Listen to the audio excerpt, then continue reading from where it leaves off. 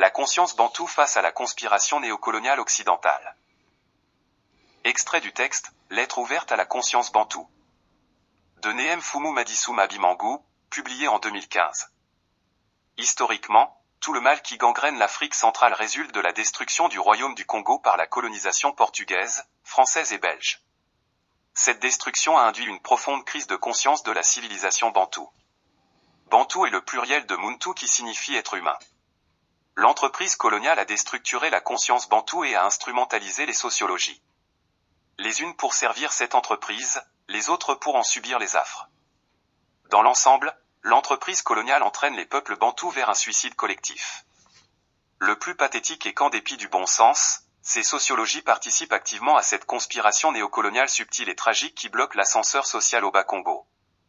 C'est-à-dire, les natifs Congo encore appelés Né-Congo. Cette conspiration est visible à travers les déclarations suivantes du missionnaire catholique de la BFMS en poste à Kinshasa au cours d'une réunion avec les services de sécurité belges venus enquêter sur l'origine de la révolte du 4 janvier 1959 au Congo-Kinshasa. Unité du Congo belge, dites-vous ? Tout ce que nous faisons pour sauvegarder cette unité se doit être une unité au profit des Blancs, pas pour les nègres. Aussi longtemps que cette unité va nous servir, nous allons la défendre. Mais dès que cette unité commencera à servir les intérêts des Noirs, nous allons la détruire. Parce que le Congo belge a été conçu par les Blancs et nous ne voulons pas que notre création devienne une grande puissance entre les mains des Noirs. Nous sommes les missionnaires au contact quotidien et permanent avec les populations. Nous les connaissons bien. De tous ces peuples, seuls méritent l'indépendance les Bas-Congo. Les autres ne sont pas mûrs. Mais si vous donnez l'indépendance aux Bas-Congo, rapidement ils vont se développer.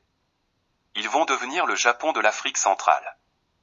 Ils vont aider les Bangalas, les Baluba et les Swahili à se civiliser, et tout va se retourner contre nous.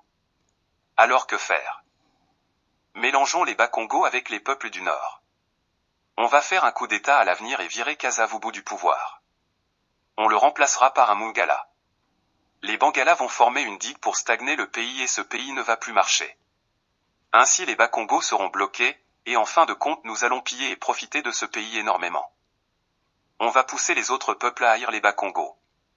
Le fait que les Pende et les Mbala apprennent en Kikongo à Ki-MPC fait croître l'influence des Bas-Congo. Alors on va casser la langue Kikongo de sorte que l'Est de la RDC parle le Munukutuba fabriqué par le colon. Ainsi la langue Kikongo sera divisée par deux. On va rapprocher Kizenga, actuel allié de Kasavubu, avec Lumumba qui est l'agent des services secrets belges, vous le savez. D'ailleurs, les catholiques ont monté un parti politique, le MNC, mis à sa disposition. Ainsi, progressivement, nous allons réduire petit à petit mais significativement l'influence des Bas-Congo. Et en fin de compte, nous allons gagner. Vous savez, ce sont les Bas-Congo qui ont libéré ce pays. Si vous leur confiez la direction de ce pays va se développer. Fin de citation. D'évidence, ces propos condescendants reflètent le schéma, la racine du mal africain, dans lequel évolue la troïka des pays Congo-Brazzaville, la RDC et l'Angola. C'est la même logique néocoloniale qui s'est appliquée sur le régime de l'abbé Fulbert Youlou au Congo-Brazzaville. Le mal-être africain post-colonial traduit le lien entre cette entreprise de destruction de la conscience bantoue et la rationalité qui mène à la création de l'État du Congo central en RDC, ou de reconfigurer le Congo-Brazzaville en une fédération. Un État autonome Congo sera une plateforme institutionnelle qui permettra de sécuriser les Bas-Congo et de se mouvoir dans la région en toute dignité, liberté et respectabilité. Il ne doit pas être perçu comme un repli identitaire ni comme un rejet des autres sociologies. Il doit être perçu comme une thérapie de conscientisation globale qui apporte une dimension nouvelle à la conscience bantoue, en amenant toutes les sociologies à coexister en toute confiance, à mieux apprécier les liens culturels et économiques qui relient les uns aux autres. L'histoire rappelle qu'il existe une cause primordiale qui a profondément endommagé la conscience bantoue et l'a rendue malade. Cette maladie s'exprime au fil du temps sous forme de trahison, de persécution, d'égoïsme, d'hégémonie anti-Congo, de massacre et d'intolérance. Cette situation sature l'espace social des États hétéroclites issus du démembrement du royaume du Congo.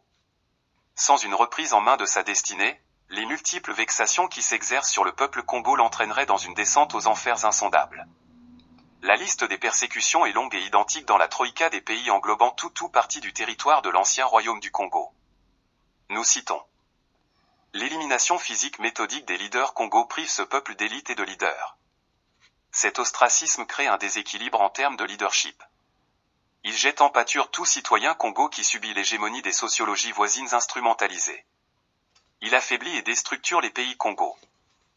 Les massacres à grande échelle des populations et la dépossession des terres Congo.